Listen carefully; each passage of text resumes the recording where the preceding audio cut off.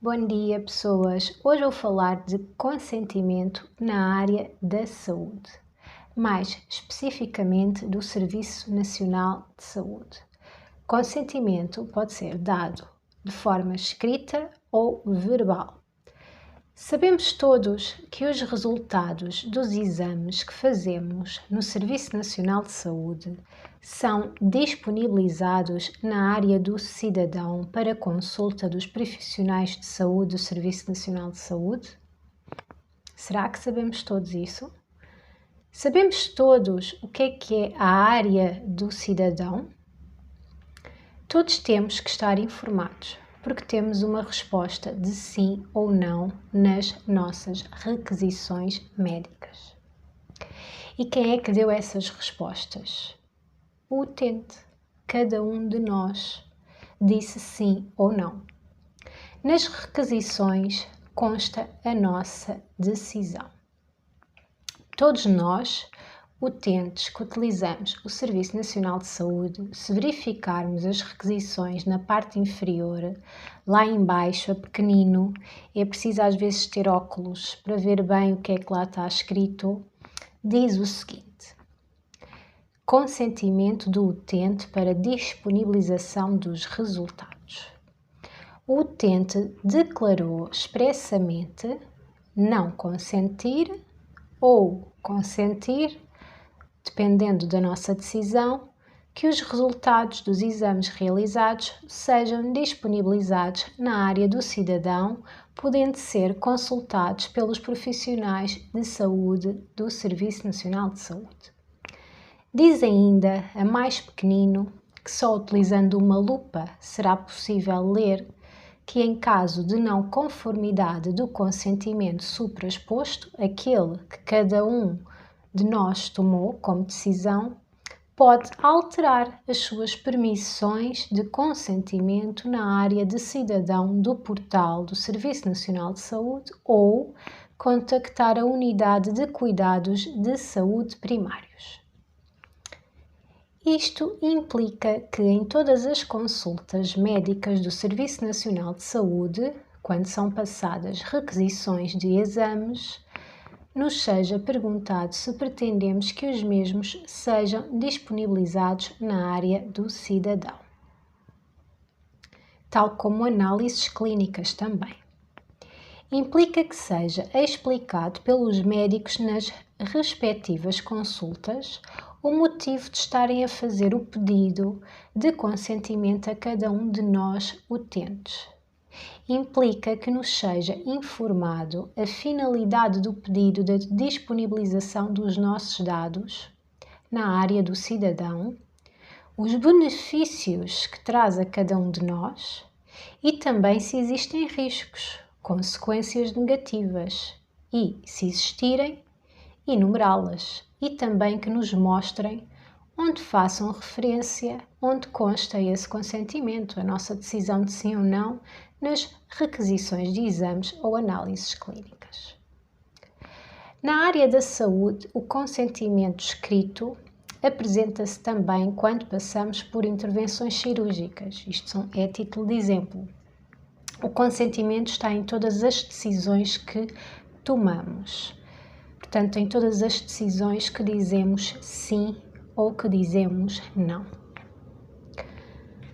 Mas quando dizemos sim ou não, temos que saber fundamentar o porquê de termos dito sim ou não, sem termos quaisquer dúvidas, porque as dúvidas têm que existir antes da decisão e não depois de já termos decidido.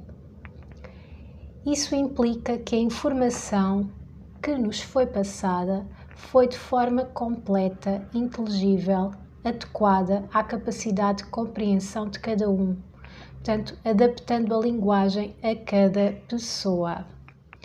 Todos os profissionais de saúde sabem destes procedimentos e da importância que eles têm na vida de cada um de nós.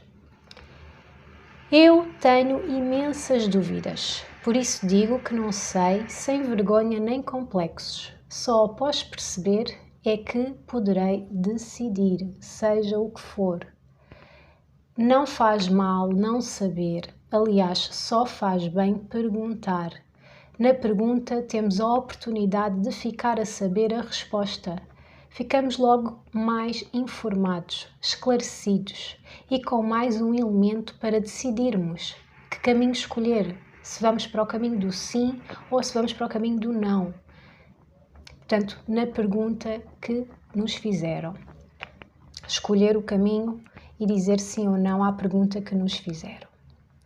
E todos os profissionais de saúde do Serviço Nacional de Saúde estão capacitados para nos responder a qualquer pergunta para as nossas tomadas de decisões e todos estão capacitados de adequar a linguagem a todas as pessoas. É condição profissional para desempenharem a função de médicos. Temos que perguntar, antes de decidir, seja o que for, a finalidade do sim ou não. Qual é a finalidade? Os benefícios do sim ou não. Isto vai-me beneficiar em quê? Isto vai melhorar a minha saúde em quê? Os riscos graves do sim ou não. Que consequências isto vai ter? Agora, no presente, e no futuro, que consequências vai ter na minha saúde? Os riscos frequentes. Que riscos eu corro do sim ou não?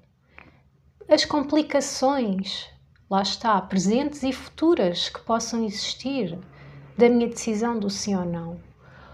Desconforto, vou ter desconforto do sim ou não? Que desconfortos existem? Existem alternativas viáveis ao que está a ser pedido? Outra pergunta, porque pode existir efetivamente? Ou não?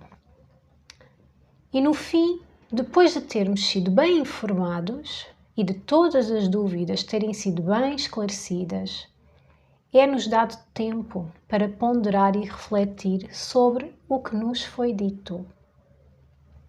Tempo para pensar e só depois decidir. E cada um tem o seu tempo. Pode ter a necessidade de procurar um espaço confortável para reflexão, onde se sinta bem.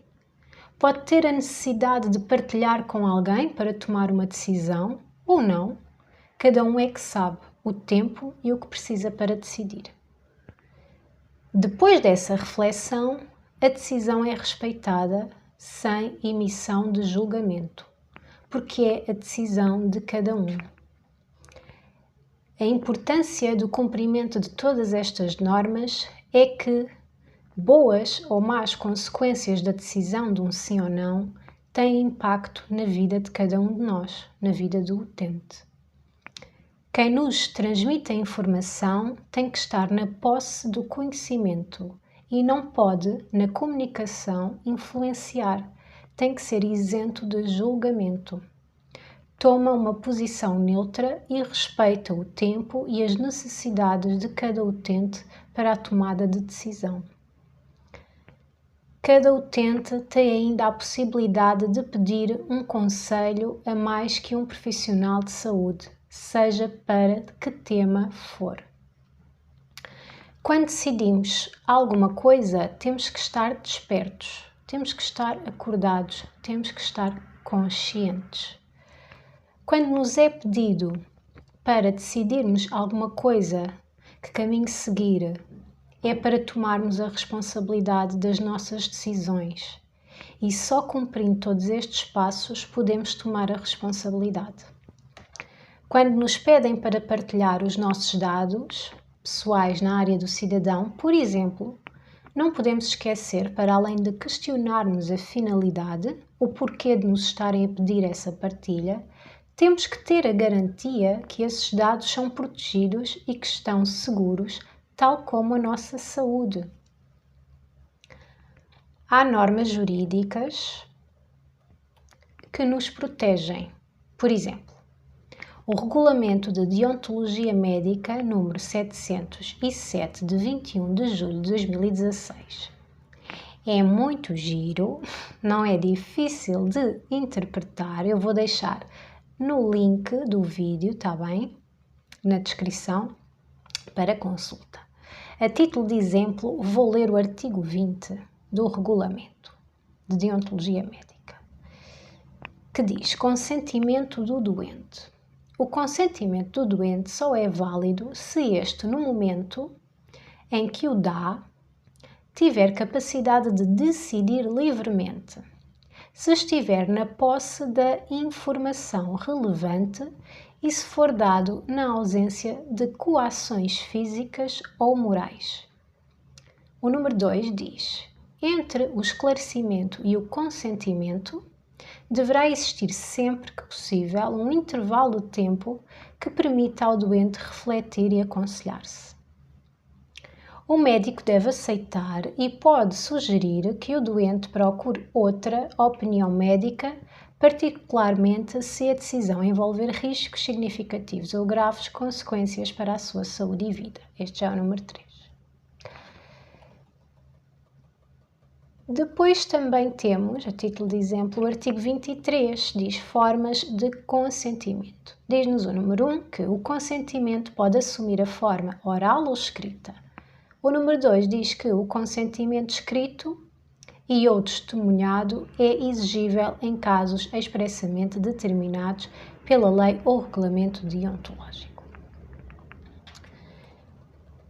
Portanto, como estão a perceber, é muito importante entender o que nos dizem e, se não percebermos, perguntar várias vezes antes de dizermos o que for, que implique a nossa saúde, que implique alguma decisão importante nas nossas vidas. Portanto, que implique, que ponha em causa a nossa segurança.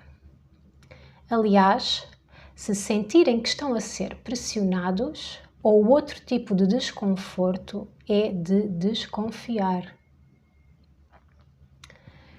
Portanto, nunca responder só porque nos sentimos pressionados ou por outro motivo qualquer. Por norma, o desconforto é um sinal de alerta. Pode estar escondido uma manipulação negativa que nos pode pôr em perigo. Para existir um diálogo, são precisas, no mínimo, 2 pessoas. E são as 2 pessoas que conduzem a conversa, respeitando-se mutuamente. Outra norma jurídica protetora é a Lei 95, de 4 de setembro de 2019.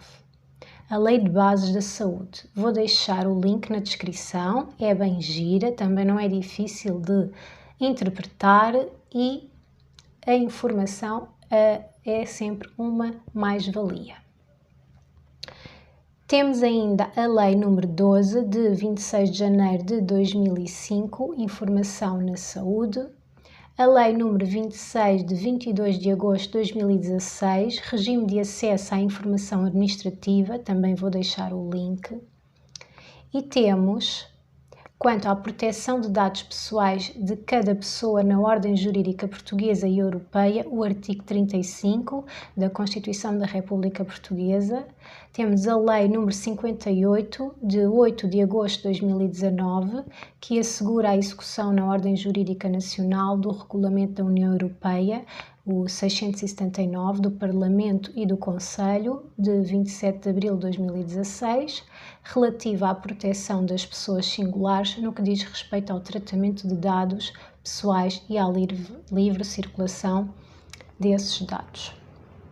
E ainda a Lei número 59, de 8 de agosto de 2019, que aprova as regras relativas ao tratamento de dados pessoais para efeitos de prevenção, detecção, investigação ou repressão de infrações penais ou de execução de sanções penais. Portanto, transpõe a Diretiva da União Europeia 680 do Parlamento Europeu e do Conselho de 27 de abril de 2016. Vou deixar toda esta informação na descrição do vídeo para vossa consulta. E porque a boa informação é tudo, perguntem mais uma vez, perguntem outra vez, e se for preciso perguntem outra vez, não se distanciem das perguntas. Eu tenho uma veia perguntadora, porque nunca sei tudo e tenho plena consciência disso.